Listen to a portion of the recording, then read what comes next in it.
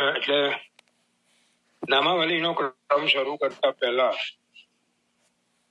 ગીતાબેન દાણીના કેટલાક પ્રશ્નો છે, એમાંથી એકાદ બે પ્રશ્નોની ચર્ચાનો ક્રમ આજે લઈએ છીએ. પછી આપણે નામાવલીના ક્રમ પર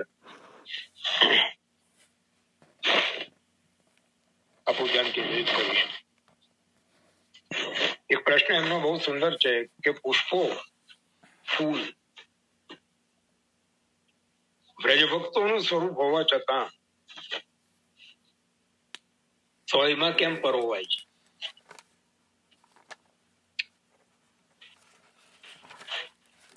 બ્રજભક્તોનું સ્વરૂપ છે, બહુ સાચી વાત છે. જુદા જુદા ફૂલો માટે ભાવનામાં શ્રી ગોકુલનાથજીએ જુદા જુદા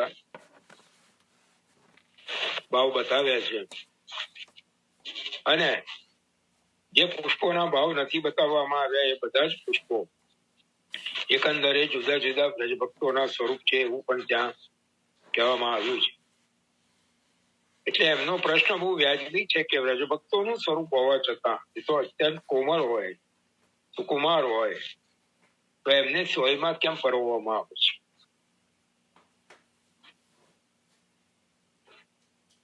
અહીં સોય માટે સંસ્કૃતમાં શબ્દ છે સૂચિકા.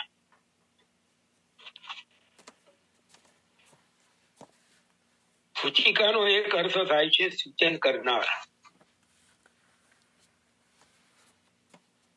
એટલે પુષ્પોને સોયમાં પરોવવાનો ભાવ એવો સમજાવવામાં આવ્યો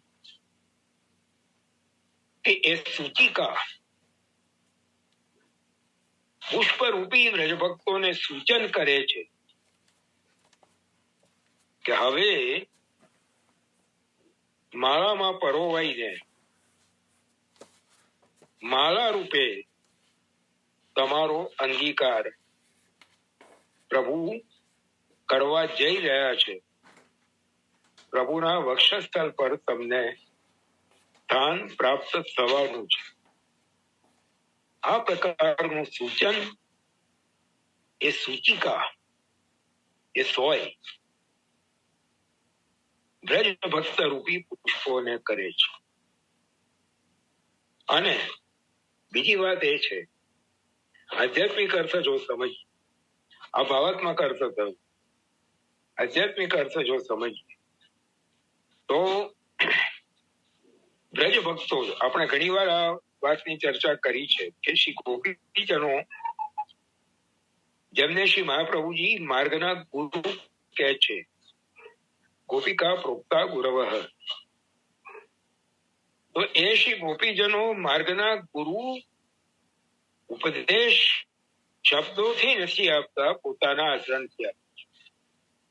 આ વાતની ચર્ચા આપણે પૂર્વમાં ઘણી વાર કરી ચુક્યા છીએ. તો અહીં પણ ગોપીજનો પોતે સોયમાં પરોવાઈને આપણને સમજાવે છે કે પ્રભુના વક્ષસ્થળે ઝૂલવાનું, પ્રભુના કંઠમાં સ્થાન પામવાનું સૌભાગ્ય પ્રાપ્ત કરવું હોય તો એને માટેની યોગ્યતા પ્રાપ્ત કરવી અત્યંત જરૂરી છે, અતિ આવશ્યક છે, અનિવાર્ય છે. અને એ યોગ્યતા સોયમાં વિંધરાવાથી પ્રાપ્ત થાય છે. અર્થાત વિંધાવા જેવા કષ્ટ સહન કરીને એનાથી ગભરાયા વિના ફૂલની જેમ મુસ્કરાતા રહીને જો વિંધાવા જેવા કષ્ટને સહન કરીશું પ્રભુના સુખાર્થે, તો પ્રભુ કૃપા કરીને અંગીકાર કરશે, કંઠમાં સ્થાન આપશે, હૃદય પર પ્રભુના વક્ષસ્થળ પર ઝૂલવાનું સૌભાગ્ય પ્રાપ્ત થશે. ત્રીજી વાત, શ્રી મહાપ્રભુજી આજ્ઞા કરી સેવાનું સ્વરૂપ લક્ષણ બતાવ્યું તે તત્ત પ્રવણમ સેવા. ચિત્તનું પ્રભુમાં પરોવાવું એ સેવા છે. તો પરોવાવું એટલે શું એ પણ અહીંયા બ્રજ ભક્ત રૂપી ફૂલો આપણને સમજાવે. આપણે કોઈ પણ માલાજી તૈયાર કરીએ તો ફૂલ દોરામાં પરોવાય છે કે દોરો ફૂલમાં પરોવાય છે? જવાબ આપવો અઘરો છે. ફૂલ દોરામાં પરોવાય છે એમ કહીએ તો પણ સાચું છે, અને દોરો ફૂલમાં પરોવાય છે એમ કહીએ તો પણ ખોટું છે. ફૂલ અને દોરો, દોરો એ સૂત્ર છે. સંસ્કૃતમાં એને સૂત્ર કહેવામાં આવે, જે ભેગા કરી રાખે છે, જોડી રાખે છે, એ સૂત્ર છે. તો ફૂલ અને દોરો જેમ એકબીજામાં પરોવાયેલા છે એમ ચિત્ત અને પ્રભુ, ચિત્ત પ્રભુમાં અને પ્રભુ ચિત્તમાં પરોવાયેલા રહે, એનું નામ સેવા છે. ચેતસ પ્રવણમ સેવા એમ શ્રી મહાપ્રભુજી આજ્ઞા કરે છે. તો એ પણ આપણને પોતાના ઉદાહરણથી, પ્રત્યક્ષ ઉદાહરણથી શ્રી ગોપીજનો સમજાવે છે કે આ રીતે તમારું પણ ચિત્ત પ્રભુમાં પરોવાયેલું રહેશે તો જે સૌભાગ્ય અમને મળ્યું એ અમારી આડીથી તમને પણ મળશે. એટલે સ્વમાં પરોવાવાનું ફૂલ રૂપી વ્રજ ભક્તો દુઃખ નથી, આનંદ છે. સ્વયમાં પરોવાઈને સૂત્રથી માળા બને. દોરા વિના માળા થોડી બને. એ દોરો ભેગા કરી રાખના.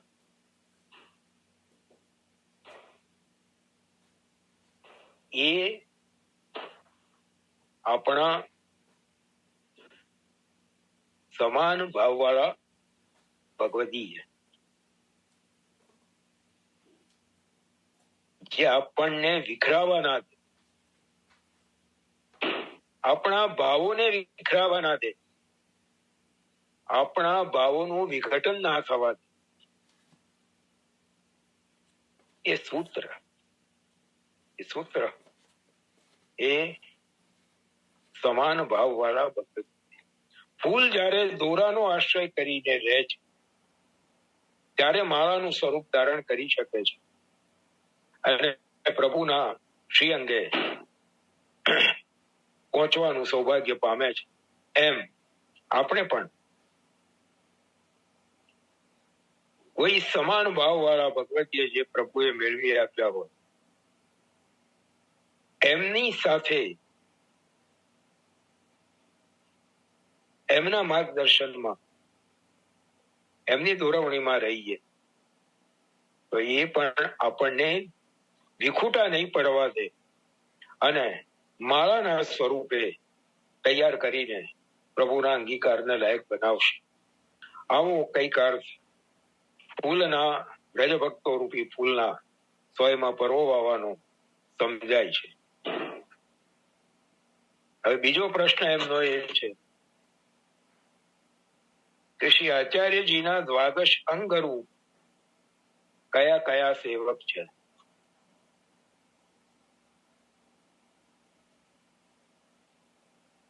હવે સાચું કહું તો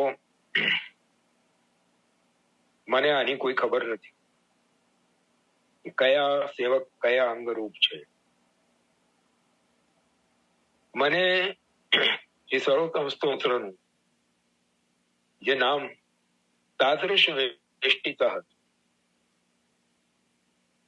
એ નામ ઉપર મારું ધ્યાન જાય છે તાદૃશ જીવા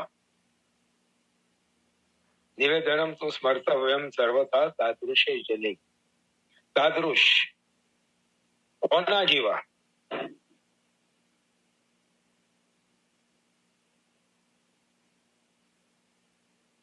એક અર્થ એવો સમજાય છે કે તાદૃશ એટલે સરખા, પોતાના ભાવ જેની સાથે મળતા હોય એના જેવા.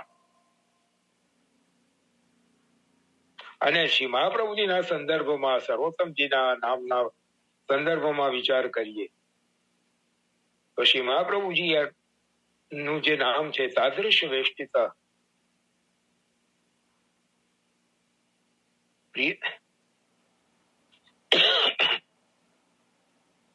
પોતાના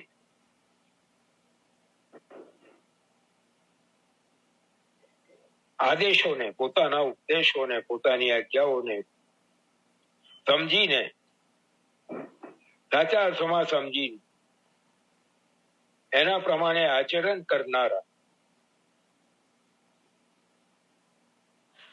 શ્રી મહાપ્રભુજીની આજ્ઞાના રૂપી વચનામૃતને ઝીલવા માટે, એના પાન માટે સદૈવ તત્પર હોય અને એ વચનામૃતને ઝીલીને એને આચરણમાં મૂકીને શ્રી મહાપ્રભુજીની પ્રસન્નતા પ્રાપ્ત કરવામાં જે તત્પર હોય એ તાદૃશ, એનાથી શ્રી મહાપ્રભુજી નીકળાયેલા છે.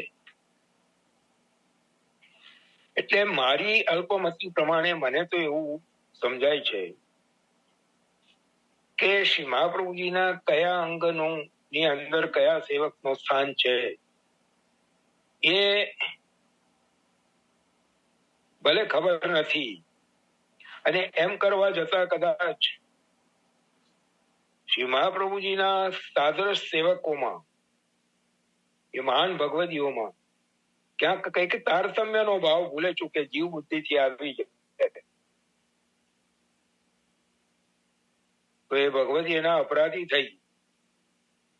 એટલે મને તો એમ લાગે છે કે શ્રી મહાપ્રભુજીના સેવક જેટલા પણ છે એ બધા જ શ્રી મહાપ્રભુજીના જ શ્રીઅંગના ની સૃષ્ટિ છે. જેમ બિંદુ સૃષ્ટિ છે મહાપ્રભુજીનો વંશ, એમ શ્રી મહાપ્રભુજીના સેવકો એ નાદ સૃષ્ટિ છે. એટલે એ નાદ સૃષ્ટિ એ શ્રી મહાપ્રભુજીની વાણીને ઝીલવા તત્પર છે. એ વાણીને ઝીલી એના પ્રમાણે જીવન જીવવામાં તત્પર છે અને એ પ્રમાણે જીવન જીવીને શ્રી મહાપ્રભુજીની પ્રસન્નતા પ્રાપ્ત કરવા માટે તત્પર છે. એ શ્રી મહાપ્રભુજીની સમગ્ર સૃષ્ટિ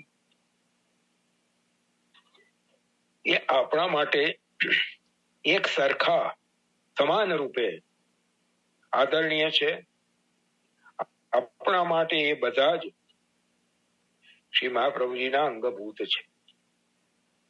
આવી મારી એક જીવ બુદ્ધિથી, અલ્પમતીથી જે સમજ છે એ આપની આગળ મેં પ્રસ્તુત કરી છે.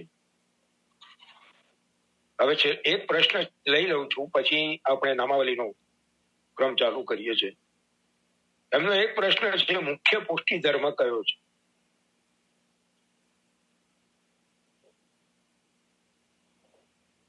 મારી સમજ પ્રમાણે તો કૃષ્ણ સેવા સદા કાર્ય, પ્રત્યેક શ્રી મહાપ્રભુજીના શરણે આવેલા પ્રત્યેક જીવ માટે આ એક જ પુષ્ટિ ધર્મ છે. કારણ કે ચતુશ્લોકીમાં આપ આજ્ઞા કરે છે, સર્વદા સર્વભાવેન ભજનીયો વ્રજાદુપ સ્વસ્ય અયમેવ ધર્મો હિ ન અન્ય ક્વાપી કદાચન. સ્વસ્ય, સ્વ એટલે પોતે, સ્વસ્ય પોતાના. મહાપ્રભુજી આજ્ઞા કરે છે કે મારા પોતાના જે છે એમના માટે આ એકમાત્ર ધર્મ છે. અયમ એવ ધર્મો હિ. એવ ને હિ બે અવ્યય વાપર્યા. એકદમ બિલકુલ કોન્ક્રીટ વાત શ્રી મહાપ્રભુજી કહી રહ્યા છે. આમાં કોઈ શંકાને સ્થાન જ નથી. સ્વયં સ્વસ્ય અયમેવ ધર્મો હિ, મારા જે છે એમનો આ એક માત્ર ધર્મ છે, ન અન્ય. પછી સ્પષ્ટતા કરે છે કે બીજો કોઈ ધર્મ નથી. આટલું કયા પછી પણ પાછી સ્પષ્ટતા કરે છે, ન અન્ય, બીજો કોઈ ધર્મ નથી. કોપી, ક્યારે પણ નથી, ક્યાંય પણ નથી, અને કદાચ ક્યારે પણ નથી.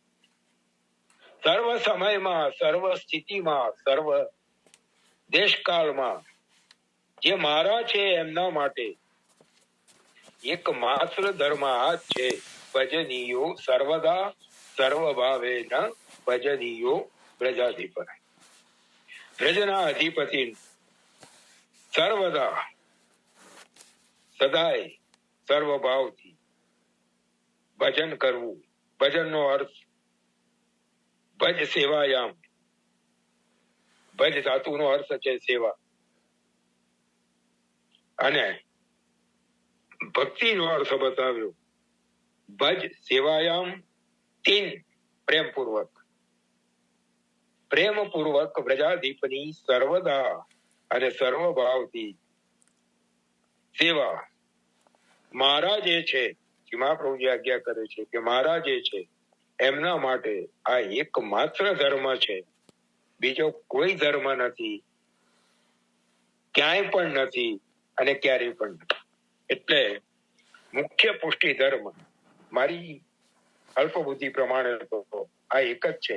એ બીજા જે કોઈ ધર્મો શ્રી મહાપ્રભુજીના ગ્રંથોમાં જે બતાવવામાં આવ્યા છે, જે માર્ગ નિર્દેશ આપવામાં આવ્યા છે, એ બધા આના ઉપકારક છે.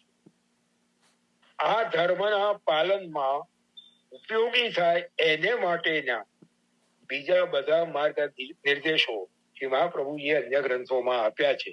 પણ જે કેન્દ્રવર્તી વિચાર શ્રી મહાપ્રભુજીનો છે એ છે બસ આ કૃષ્ણ સેવા સદા કરે. એટલે અહીંયા પ્રશ્નોના ચર્ચાનો ક્રમ આજે અહીંયા આપણે વિરામ લઈએ છીએ. 3 પ્રશ્નોની ચર્ચા થઈ કૃપાથી. જેવી મને મારી અલ્પબુદ્ધિથી સમજાયું એ પ્રમાણે મેં સમાધાન રજૂ કરવાનો પ્રયત્ન કર્યો છે. હવે પરમ દિવસે આપણે પૂજ્યપાદ સરકારશ્રીનો પ્રાગટ્યોત્સવ મનાવ્યો. અત્યાર સુધી મંગલ જન્મદિન કહેતા હતા, હવે મંગલ પ્રાગટ્યોત્સવ.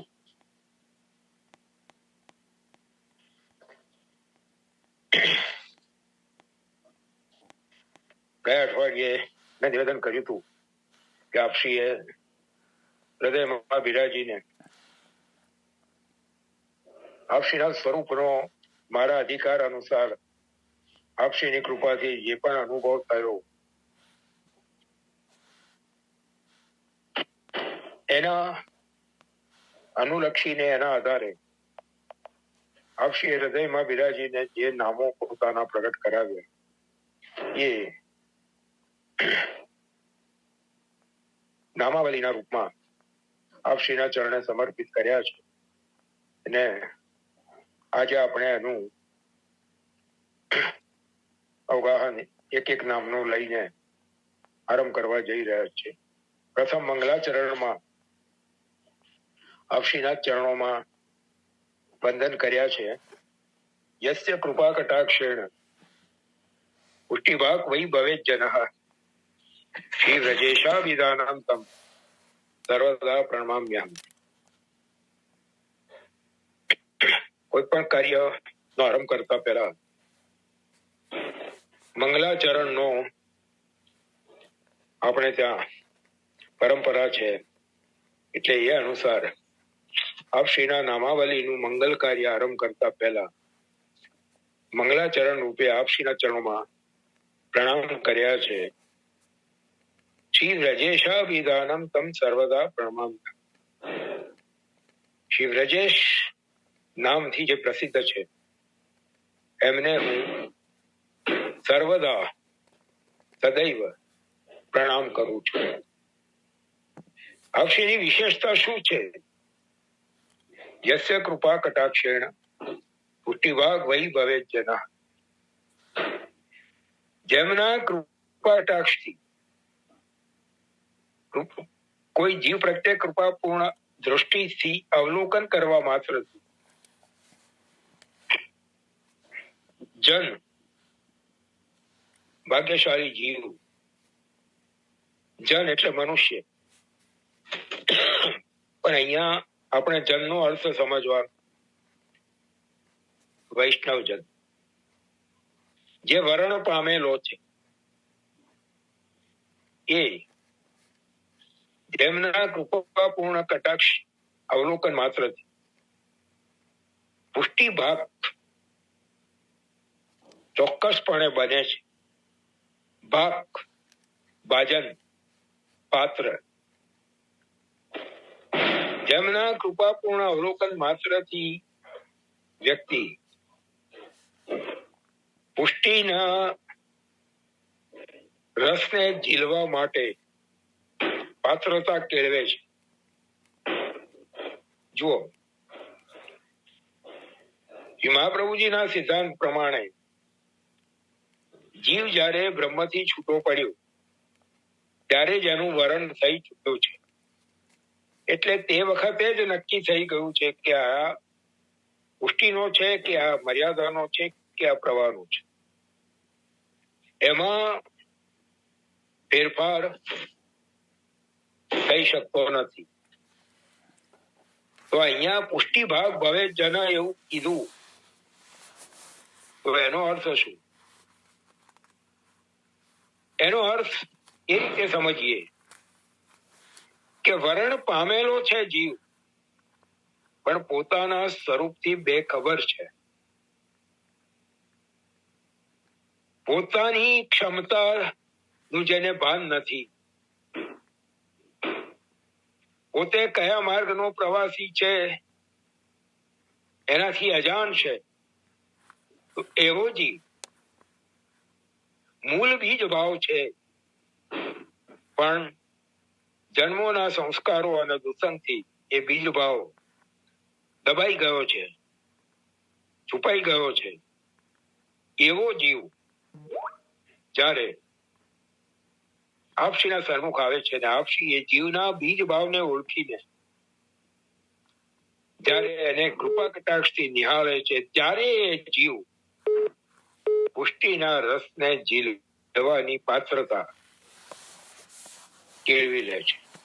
અર્થાત એનો દબાયેલો બીજ ભાવ બહાર આવે છે અને આપશ્રીના કૃપા કટાક્ષના પ્રતાપે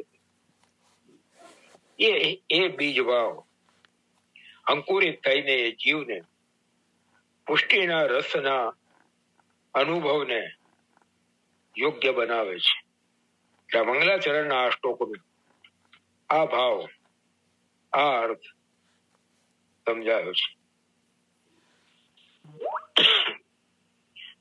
હવે શું કરવા જઈ રહ્યા છીએ? ઉપક્રમ શું છે? તો પ્રવદામી નમાની મહારત્નોપમાની હૃદયા ધૃતિ ધૂતાની દાસ્યંતી પરમમ ફલમ. એવા આપશ્રીના નામો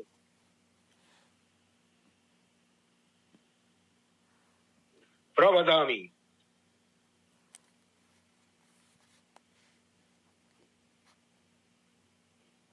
પ્રગટ કરવા જઈ રહ્યો છું. એ નામો કેવા છે? મહારત્નોપમાની, જેને મહારત્નની ઉપમા અપાય એવા મૂલ્યવાન નામો છે, એવા પ્રકાશિત નામો છે. જેમ રત્નને ધારણ કરવાથી વ્યક્તિનું પોતાનું મૂલ્ય વધી જાય, રત્નને ધારણ કરવાથી વ્યક્તિને અંધકારમાં પણ પ્રકાશની પ્રાપ્તિ થાય. એવી રીતે આ નામો મહારત્નના જેવા એ પ્રગટ કરવા જઈ રહ્યો છે. અને એને જો શ્રદ્ધયા હૃદય ધ્રુતાની દાસ્યંતી પરમમ ફલમ, એને આ ભાવથી, આ શ્રદ્ધા પૂર્વક આપશ્રીના સ્વરૂપમાં, આપશ્રીના નામોમાં, આપશ્રીના સ્વરૂપ અને આપશ્રીના નામોના સામર્થ્યમાં શ્રદ્ધાપૂર્વક જો હૃદયમાં ધારણ કરવામાં આવે તો જેમ મહાન રત્ન, મૂલ્યવાન રત્ન ઘણા બધા ફળનું દાન કરે છે, એવી રીતે આ નામો, પેલા રત્નો તો કદાચ લૌકિક ફળનું દાન કરતા હશે, પણ આ નામો મહારત્ન ઉપમાની, મહારત્નો સમાન આ નામો શ્રદ્ધાપૂર્વક જો હૃદયમાં ધારણ કરવામાં આવે તો દાસ્યંતી પરમમ ફલમ, પરમ ફલનું દાન કરવા માટે સમર્થ એવા નામો હૃદયમાં જો શ્રદ્ધાથી ધારણ કરવામાં આવે તો આવું પરમ ફલ દાન કરવા માટે સમર્થ એવા નામો છે. તો એક શ્લોકથી મંગલાચરણ અને એક શ્લોકથી જે ઉપક્રમ છે એનો પરિચય. હવે આપણે નામોનો અવગાહન આરંભ કરીએ. પ્રથમ નામ છે શ્રી બાલકૃષ્ણ વંશ સંભૂતાય નમઃ. શ્રી ગોસાઈજીના તૃતીય પુત્ર રાજીવ લોચન શ્રી બાલકૃષ્ણલાલજીના વંશમાં જેમનો પ્રાદુર્ભાવ થયો છે.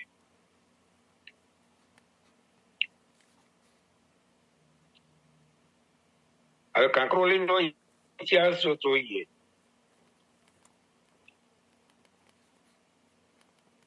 તો તૃતીય પુત્ર શ્રી બાલકૃષ્ણજીનો વંશ 9મા તિલકાયત શ્રી પુરુષોત્તમજીથી સમાપ્ત થઈ ગયો છે. પછી 10મા તિલકાયત જે છે શ્રી ગિરધરલાલજી મહારાજ વચનામૃત વાળા, એમને પુરુષોત્તમજીના વહુજી પદ્માવતી માજી મહારાજે ગોદ લીધા છે. શ્રી ગિરધરલાલજી મહારાજ પણ યુવાવસ્થામાં નિસંતાન અવસ્થામાં લીલા પધારી ગયા પછી ફરી પાછા પદ્માવતી માજી મહારાજે શ્રી બાલકૃષ્ણલાલજીને મથુરાથી છઠ્ઠા પુત્ર શ્રી યદુનાથજીના વંશમાંથી ગોદ લીધા છે.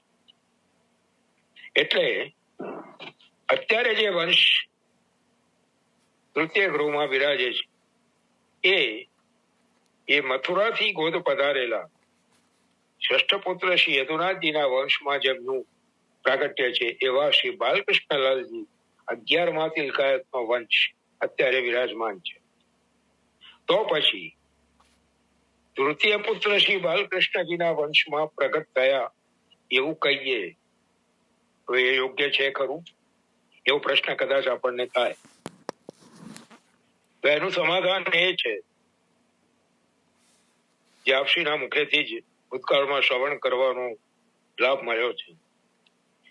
કોઈ પણ પરંપરામાં કોઈ બાળક બીજી કોઈ પરંપરામાંથી ગોદ આવે છે તો જે પરંપરામાં એ ગોદ આવે છે એ પરંપરા સાથે એને પિંડ સંયોજનના નામથી ઓળખવામાં આવે છે.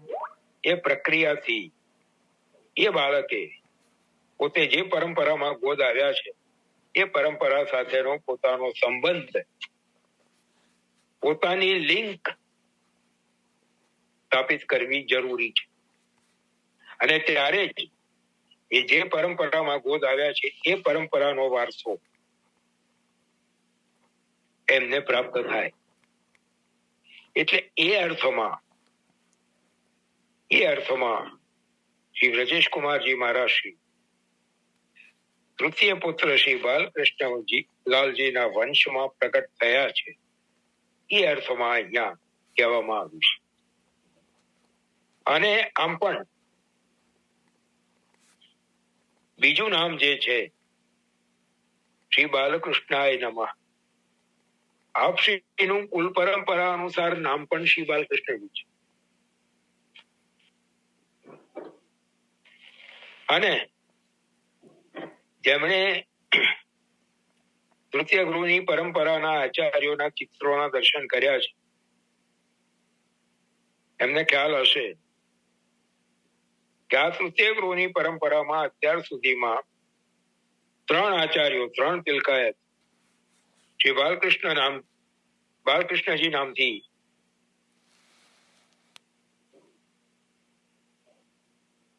પ્રગટ થયા છે. પ્રથમ શ્રી બાલકૃષ્ણજી, તૃતીય પુત્ર શ્રી બાલકૃષ્ણજી, જે આ પરંપરાના પ્રથમ તિલકાયત, આદ્ય તિલકાયત છે. ત્યાર પછી ઠેઠ 11મા તિલકાયત શ્રી બાલકૃષ્ણલાલજી, જેમની આપણે હમણાં વાત કરી, મથુરાથી ગોત પધાર્યા. અને ત્યાર પછી 14મા તિલકાયત શ્રી વ્રજકુમારજી મહારાજ, એ પણ શ્રી બાલકૃષ્ણજી છે. હવે આ ત્રણેય સ્વરૂપોના ચિત્રોના ધ્યાનથી દર્શન કરશું તો ત્રણેયની મુખાકૃત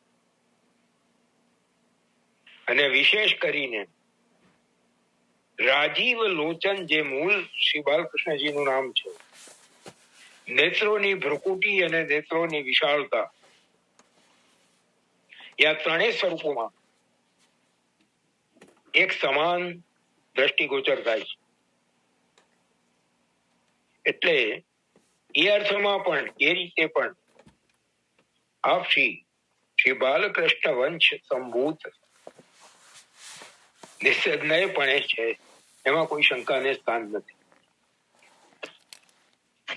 બીજું નામ છે શ્રી બાલકૃષ્ણાય નમઃ. कुल परंपरा अनुसार जिनका नाम श्री बालकृष्ण लाल जी है, ઘણા વૈષ્ણવોની એવી સમજ છે કે શ્રી વલ્લભપુરમાં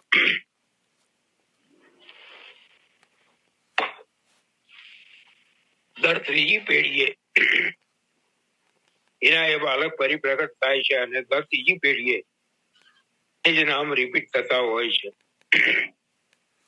પણ વાસ્તવિકતા એવી નથી. જેમ હમણાં આપણે વાત કરી, તૃતીય ગુરુની પરંપરામાં 3 બાલકૃષ્ણલાલજી છે, પણ એક પહેલા છે, બીજા 11મા છે અને ત્રીજા 14મા છે. અહીંયા જે આપશ્રીના મુખે શ્રવણ કર્યું છે એ અનુસાર કોઈ પણ બાળકનું જયારે નામકરણ કરવામાં આવે છે ત્યારે એ બાળક આગળ એ ઘરના જેટલા પૂર્વ તિલકાયતો થઈ ચુક્યા છે એ બધાની ઉપયોગમાં આવેલી કોઈને કોઈ વસ્તુ એ બાળક સન્મુખ રાખવામાં આવે છે અને એ બાળક જે વસ્તુને ગ્રહણ કરે છે એ અનુસાર એ વસ્તુ જેમની છે એમનું નામ આ બાળકને આપવામાં આવે છે. એ અનુસાર નામકરણ થાય છે એવું આપશ્રીના મુખે શ્રવણ કર્યું છે. એટલે શ્રી બાલકૃષ્ણાય નમઃ એ આપનું કુલ પરંપરા અનુસાર નામ પ્રસિદ્ધ છે. પણ ત્રીજું નામ છે શ્રી વ્રજેશાભિદાનાય, લોક પ્રસિદ્ધ નામ जिनका श्री ब्रजेश कुमार जी.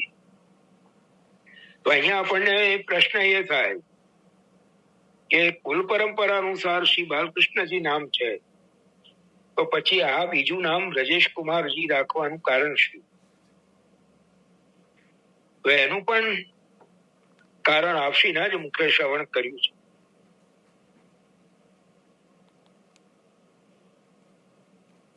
કે આપના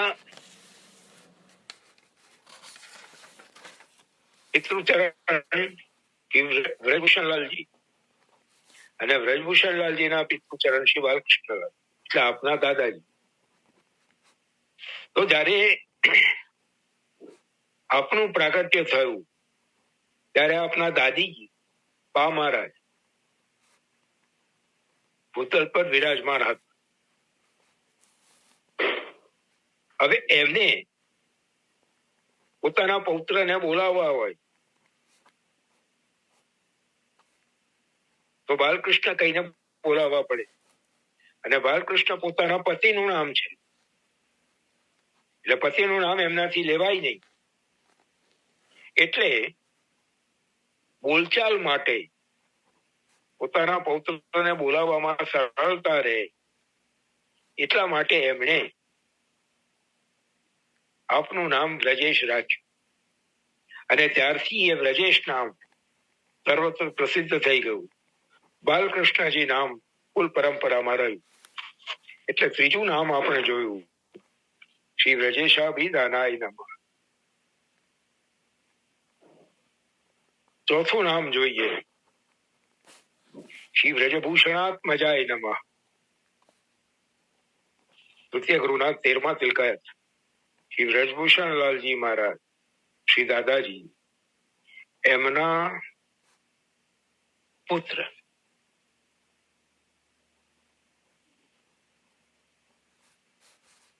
આત્મા વહી જાય તે પુત્ર, એવું શાસ્ત્ર વચન જે છે એના અનુસાર પોતાના પિતૃચરણના તમામ ગુણોને પોતે બહુ જ અદભુત રીતે આત્મસાત કરેલા છે.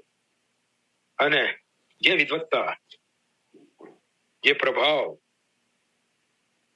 જે વ્યવહાર કુશળતા, જે સેવા રસિકતા, જે શું શું ગણાવું ને શું ના ગણાવું, બધું જ આપે પોતાના પિતૃચરણનું આત્મસાત કર્યું છે. અને એ અર્થમાં, સાચા અર્થમાં આપ શ્રી વ્રજભૂષણજીના આત્મજ છો.